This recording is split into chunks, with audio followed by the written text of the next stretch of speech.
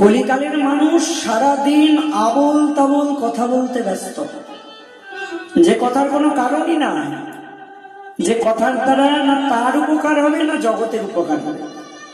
কলিকালের মানুষ এমন কথা বলে না সারাদিন, যে কথায় তার নিজেরও কিন্তু কোনো উপকার নয়, শুধুমাত্র কি না একটু আনন্দ হচ্ছে। কথাটা না বললে আমার আনন্দ হচ্ছে না, কথা বললে একটু আনন্দ হবে ব্যাস। ওইটুকু আনন্দের জন্য সে যে বিরাট আনন্দকে অমন করে হারিয়ে ফেলছে সে কথা তার জানাই নাই। আরে তুমি যে বেকার কথা বলছো সেই কথায় কতটুকু আনন্দ পাচ্ছ?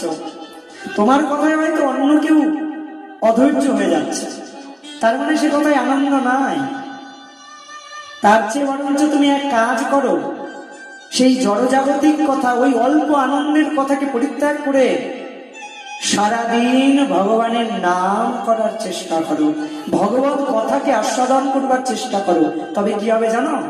তবে সেই কথায় তোমারও উপকার হবে, আর তোমার সংস্পর্শে যারা আসবেন তাদেরও উপকার হয়ে যাবে। কিন্তু বড় সমস্যার বিষয়, সর্বক্ষণ ভগবানের আস্বাদন করব, তার জন্য তো কৃপা চাই, তার জন্য ভজনের প্রভাব চাই।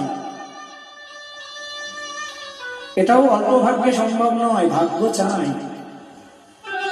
তাই তো কলিকালের মানুষ সারাদিন ধরে আবোল তাবোল পেঁচাল পারিতে পারো, তাহার মাঝে কি কখনো গোবিন্দ বলিতে নারো? কই কখনো হরিনাম তো শুনি না, হরি কথা তো শুনি না।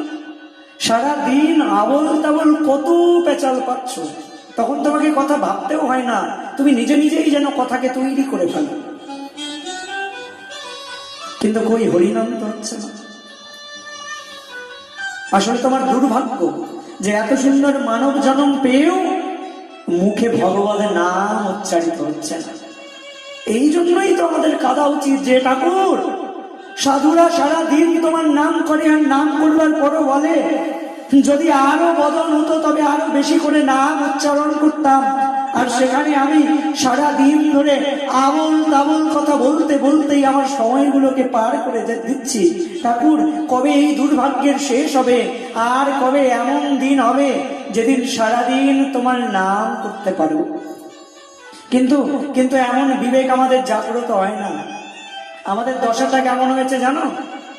ভূতেতে ধরিলে যেরূপ প্রলাপ বকয়, কাউকে যদি ভূতে ধরে তবে সে কিন্তু প্রলাপ বকতে থাকে।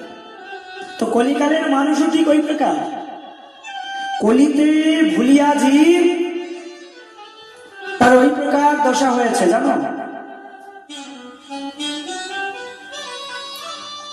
ভূতেতে ধরিলে যেরূপ প্রলাপ বকয়, মায়াতে ভুলিলে জীবের ওই রূপ দশা হয়।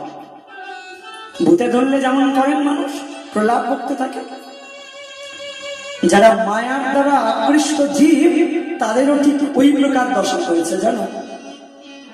তারাও ওইভাবে সারাদিন প্রলাপ বকতে থাকে, প্রলাপের বাইরে অন্য কিছু তাদের মুখ দিয়ে আসেই না।